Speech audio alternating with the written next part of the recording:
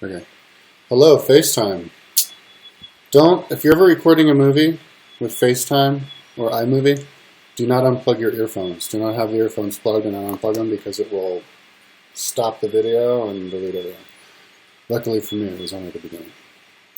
So, this video is a special video. This is my video. I got my drug test back.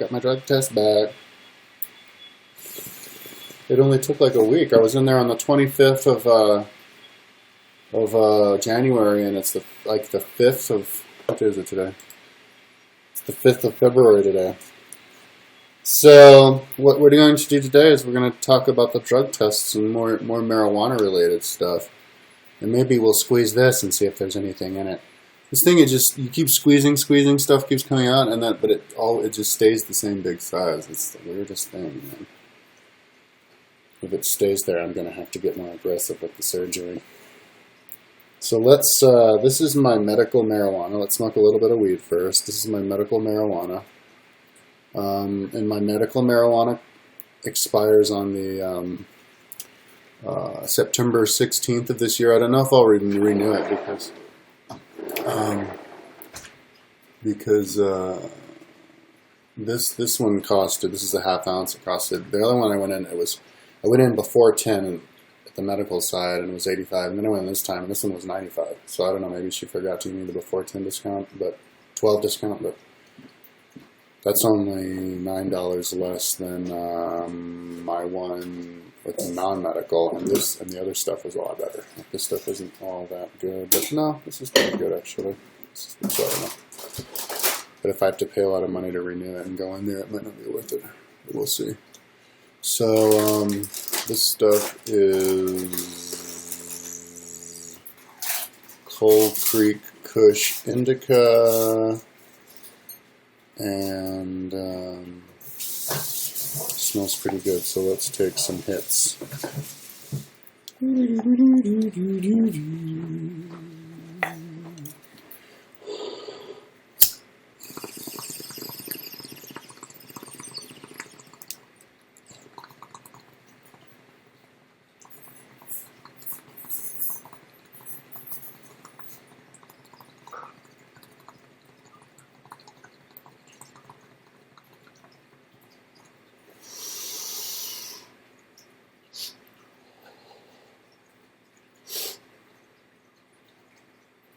See the smoke.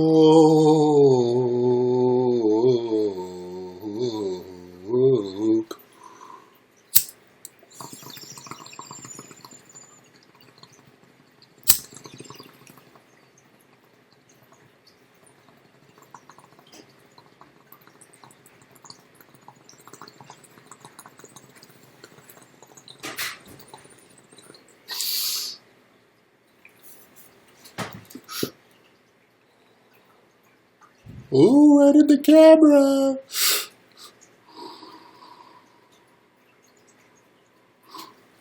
Okay.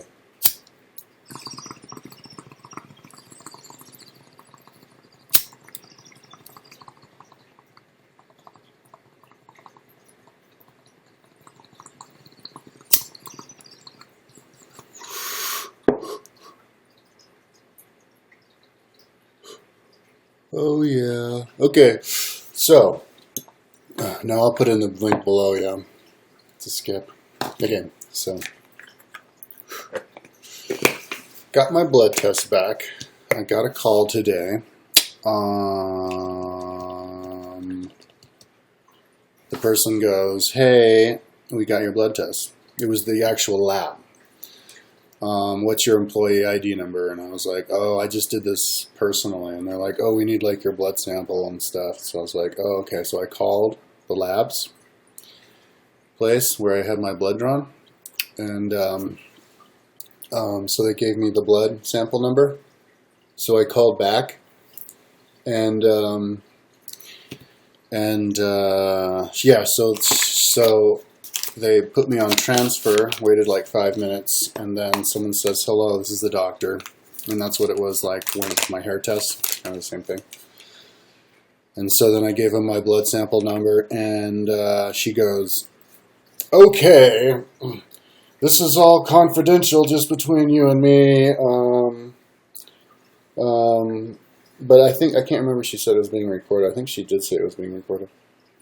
And then she's like, you came positive for marijuana. And I was like, oh. She's like, the number is 226.5. And I was like, oh, okay. Marijuana metabolite. And so I go, okay. Is there anything else? Any other information? She goes, yes, there's the other one. The parent, the marijuana parent. You have marijuana parent and marijuana metabolite. Metabolite is after it is metabolized, so it's kind of like the more long term.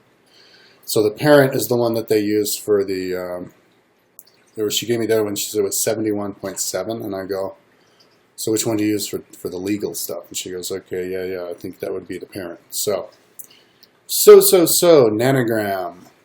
My official blood nanogram for the test, I managed to score 71.7, so I'm happy about that. I'm thinking maybe I should have gotten in there even higher, because I paid a lot of money for that, and maybe I should have gone in to see how high I could have gotten, but that would have meant having to buy like a $10 brownie, and also to go in there, and I didn't really want to.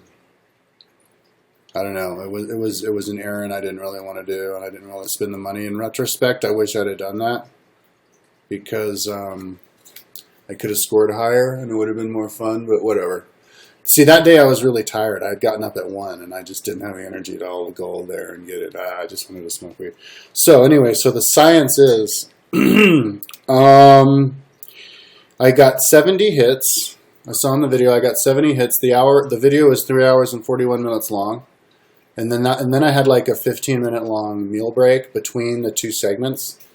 And then it took me like, and then after I smoked and stuff, it was maybe an hour until I had the blood drawn. So say 4.5 hours. Well, actually more than that. 4 hours and 41 minutes plus 15 minutes. So like 5 hours, okay?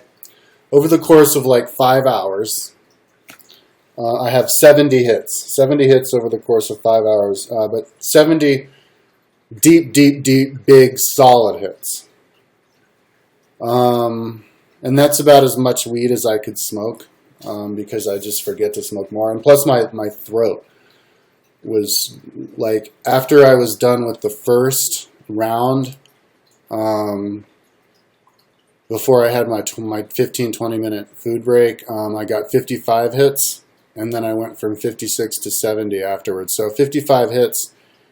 After 55 hits, I was my throat was like thrash. So, and it took me like 3.5 hours to get to 55 hits. So maybe if it had done in 1 hour and 55 hits, my throat would have blown out, and then I would have gone had my blood test, maybe it would have been higher. I don't know. But so anyway, 5 hours, 70 hits, is going to get you 71.7 nanograms, and that's on ChemDog. Now, I didn't look on the internet to see what ChemDog is. Maybe I could look really quickly while I'm doing the video.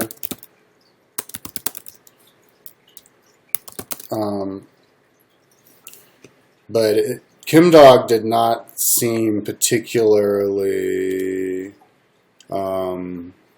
strong. But let's see here. Let's see what we got here. Quite a name for itself. Well, it's a famous one. THC levels of 15 to 20%. So it's kind of like a mid-range, because the strong ones are like 27%, like Whiteout. Whiteout is like 27, but so 18%. So it's kind of like a mid-level here. Probably super dank somewhere else, but so 5 hours, 70 hits, ChemDog. gets you 71.7 nanograms, and this stuff is, I think, stronger. And of course, you know how I was acting. I was pretty much sober. I wasn't having asthma at all. I was pretty much sober.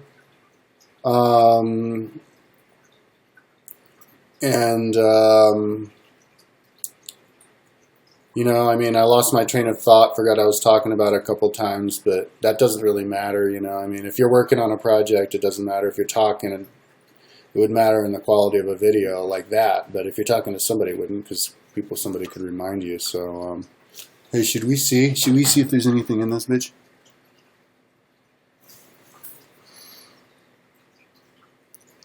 Did anything come out?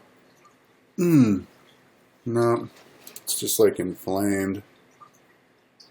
Oh, wow, stuff did come out. Oh.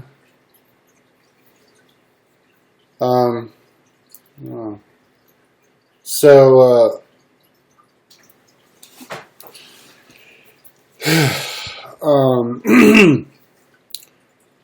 and now I rode my bike there. It was like 8 miles away.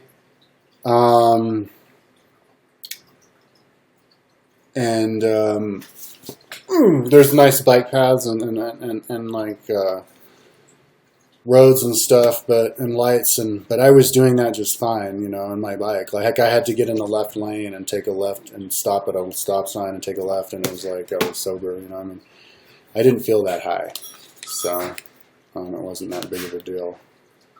So 71 points.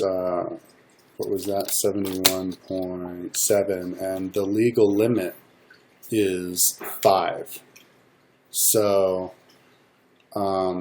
you can see how that could cause problems, you know, because I was pretty much sober at 71.7. There's this one guy, I had a friend who got an alcohol DUI, but he was in classes for a guy who got a DUI for weed, and he tested at 50.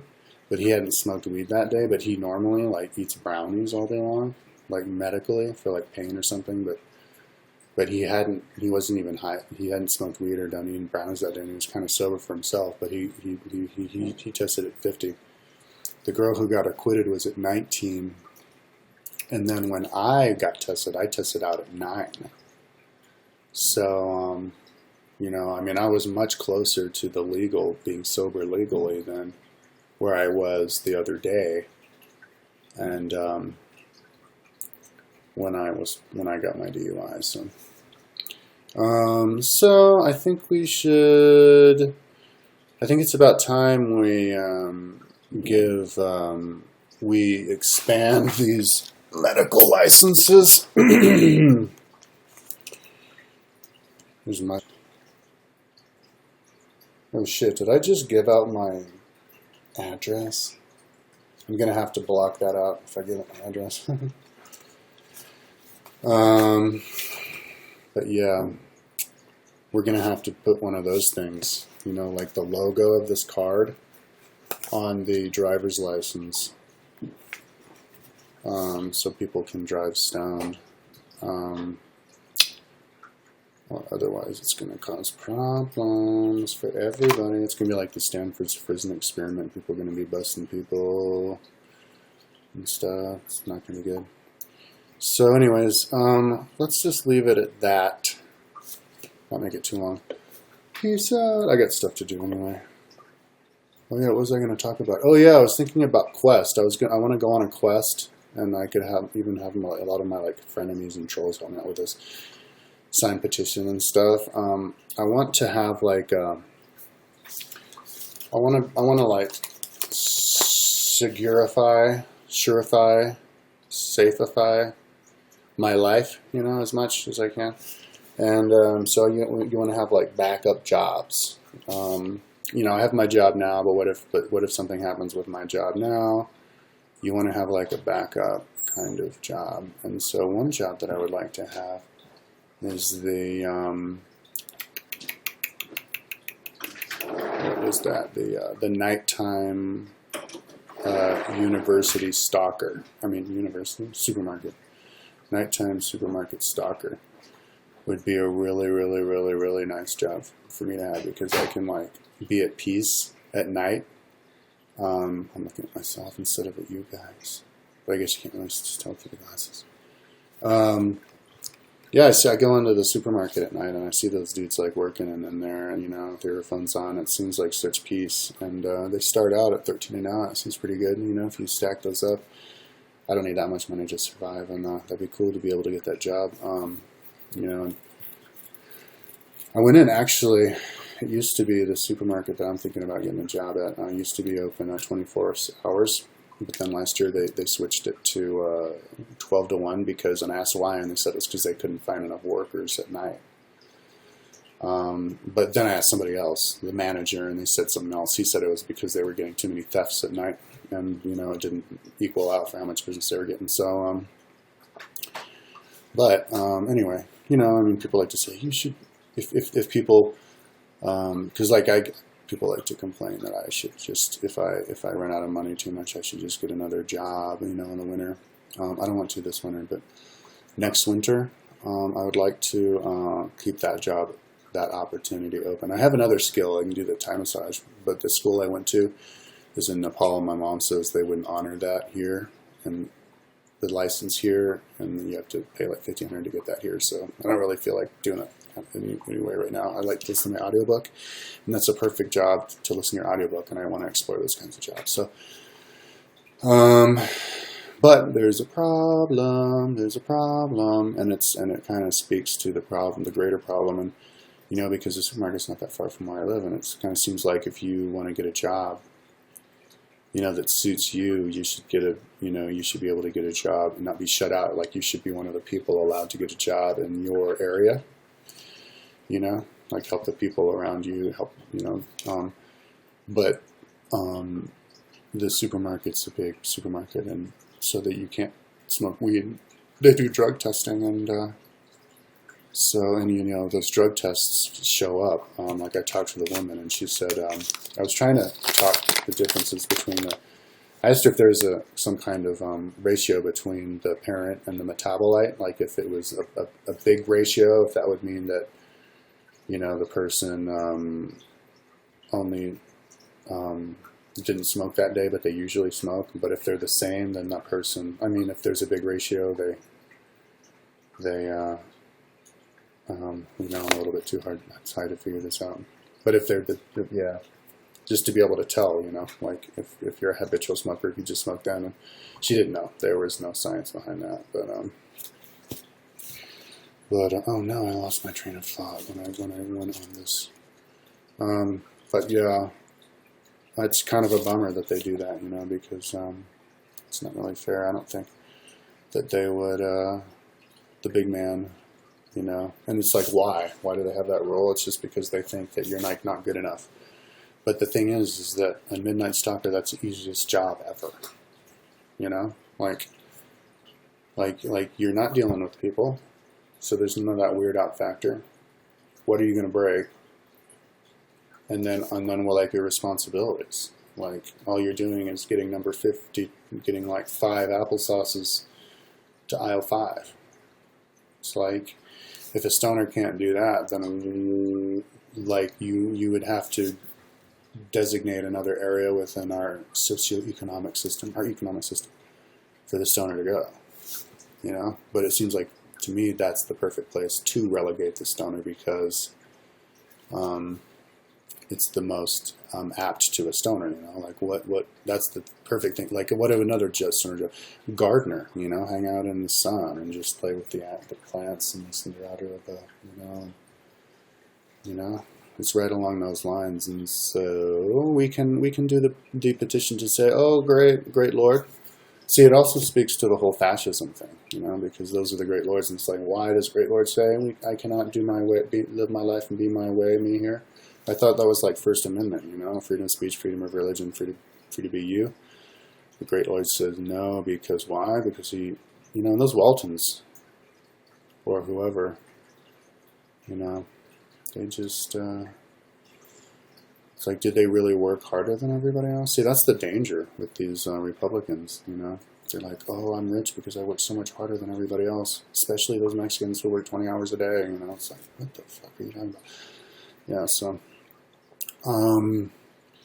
yeah, man, we got to break free from the great Lord's power. You know, of him saying, "Thou shalt not be you," just because I say so, because like we have like a special deal with our friends, or because that's what we've always believed, or whatever.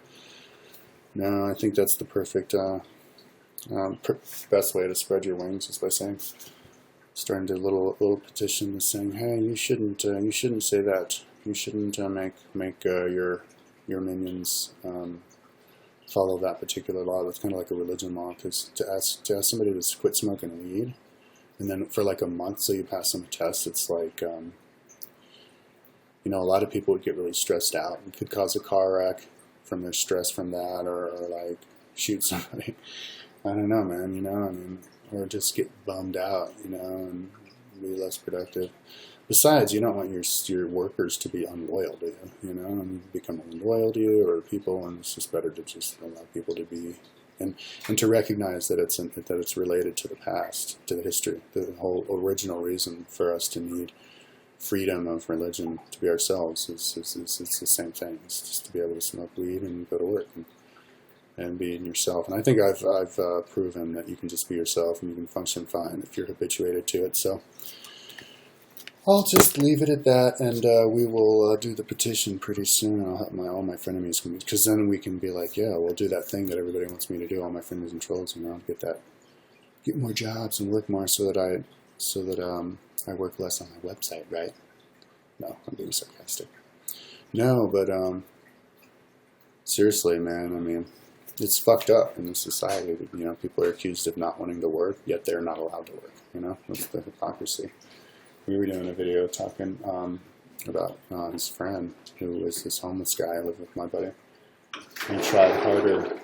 He said he tried harder than anybody he'd ever met to get a job, but the guy couldn't. The guy kind of was an alcoholic.